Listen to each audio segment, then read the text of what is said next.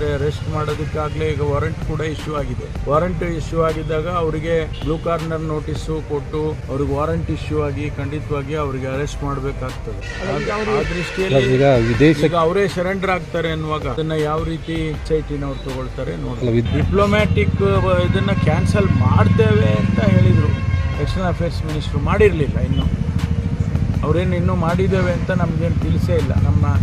ನಮ್ಮ ಪತ್ರಗಳಿಗೆ ಯಾವುದು ಪ್ರತಿಕ್ರಿಯೆ ಬಂದಿಲ್ಲ. This video is sponsored by Mahalakshmi Jewelers, Manu Multi Speciality Hospital, KVN University, Shaheen Group of Institutions, Surat Khazana, Al Sharia Group of Institutions, Beg Neuropsychiatry Hospital, NK NEET Institute, and by Alimi Public School. ಅಂತೂ ಮಾಡ್ತಾರೆ, ಯಾಕೆಂದರೆ arrest ಮಾಡೋದಕ್ಕಾಗಲೇ ಈಗ warrant ಕೂಡ issue ಆಗಿದೆ.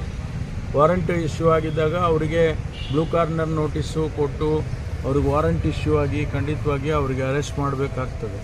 ಆ ದೃಷ್ಟಿಯಲ್ಲಿ ಈಗ ಅವರೇ ಸರೆಂಡರ್ ಆಗ್ತಾರೆ ಅನ್ನುವಾಗ ಅದನ್ನು ಯಾವ ರೀತಿ SITನವ್ರು ತಗೊಳ್ತಾರೆ ನೋಡಿ. ವಿದೇಶಕ್ಕೆ ಹೋಗೋ ಮುಂಚೆ ತನ್ನ ಮೇಲೆ ಏನು ಕಂಪ್ಲೇಂಟ್ ಆಗಿರಲಿಲ್ಲ, ಹಾಗಾಗಿ ಅದ್ರಲ್ಲಿ ತಂದೇನು ತಪ್ಪಿಲ್ಲ ಅನ್ನುವಂಥ ರೀತಿಯಲ್ಲಿ ಹೇಳಿದ್ರು. ತಪ್ಪು ಯಾವುದರಲ್ಲಿ ತಪ್ಪಿದೆ, ಯಾವುದರಲ್ಲಿ ತಪ್ಪಿಲ್ಲ, ವಿಚಾರದಲ್ಲಿ ಅದು ವಿದೇಶಕ್ಕೆ ಹೋಗೋ ವಿಚಾರದಲ್ಲಿ ತಪ್ಪಿಲ್ಲ ಅಂತ ಹೇಳಿರ್ಬೋದು ಅವರು. ಆದರೆ ಅಲ್ಲಿವರೆಗೆ ಖಂಡಿತ ಅವ್ರು ಹೇಳಿದಾಗೆ ಕಂಪ್ಲೇಂಟ್ ಆಗಿರಲಿಲ್ಲ, ಯಾರೂ ಕೂಡ ಕಂಪ್ಲೇಂಟ್ ಕೊಟ್ಟಿರಲಿಲ್ಲ.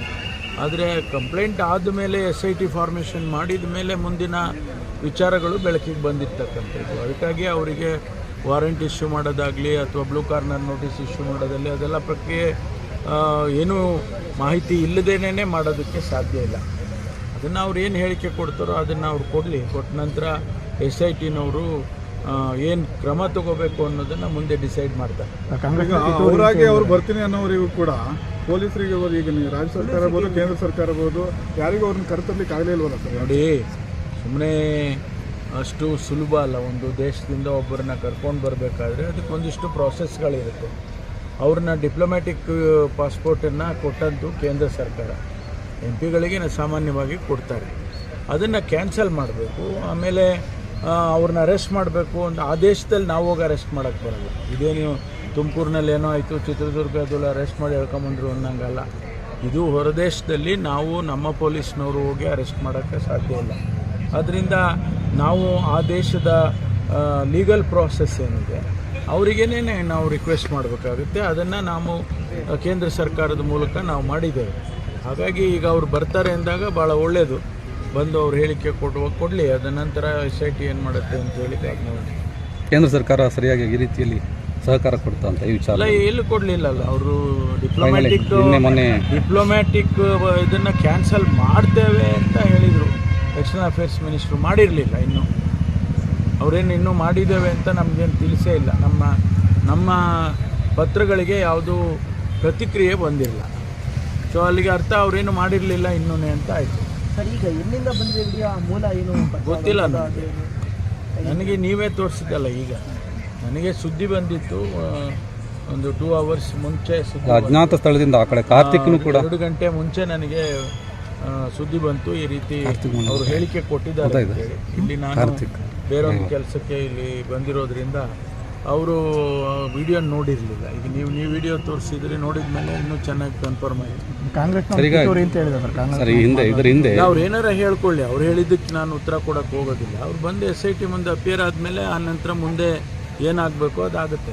ಅಲ್ಲ, ಎಲ್ಲರೂ ಕೂಡ ಸರ್ ಅಜ್ಞಾತ ಸ್ಥಳದಿಂದ ವಿಡಿಯೋ ಮಾಡಿ ಕಳಿಸ್ತಾ ಇದ್ದಾರೆ. ಈಗ ಇವರು ಕೂಡ ಪ್ರಜ್ವಲ್ ರೇವಣ್ಣ ಆಯಿತು, ಅವರ ಮಾಜಿ ಡ್ರೈವರ್ ಕೂಡ ಅಜ್ಞಾತ ಸ್ಥಳದಿಂದ ಕಳಿಸಿದ್ರು. ಸೊ ಅದರ ಮೂಲ ಪತ್ತೆ ಹಚ್ಚಲಿಕ್ಕೆ ಆಗಲ್ವಾ ಅಂತ? ಇಲ್ಲ, ಮಾಡ್ತಾರೆ. ಅದಕ್ಕೆ ಹಿಂದೆ ಅದು ನಮಗೆ ನಿಮಗೆ ಗೊತ್ತಿಲ್ಲ, ಆದರೆ SITನವ್ರಿಗೆ ಗೊತ್ತಿರಬೇಕಲ್ಲ.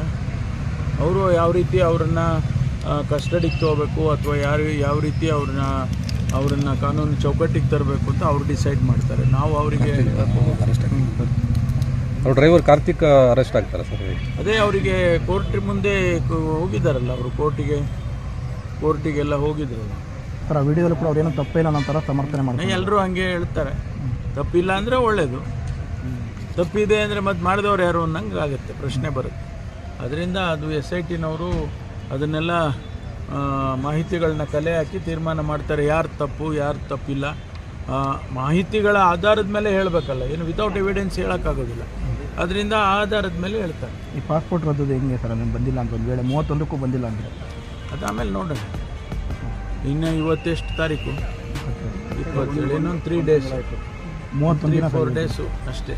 This video is sponsored by Mahalakshmi Jewelers, Manu Multi Speciality Hospital, KVN University, Shaheen Group of Institutions, Surat Khazana, Al Sharia Group of Institutions, Beg Neuropsychiatry Hospital, NK NEET Institute, and by Alimi Public School.